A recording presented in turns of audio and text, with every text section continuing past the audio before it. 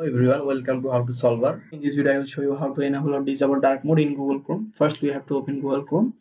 Then you have to click on the search bar, type Chrome clone / Plex.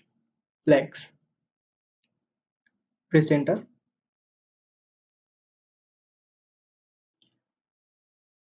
You will come up with this menu. Then you have to click on the search bar again, dark.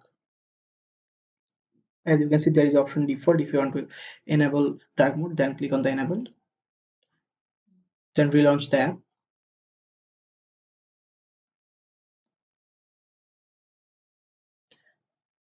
Here is your dark mode.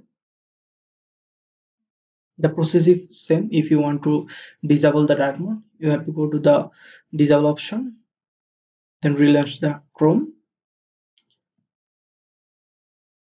Here it is. Thank you for watching.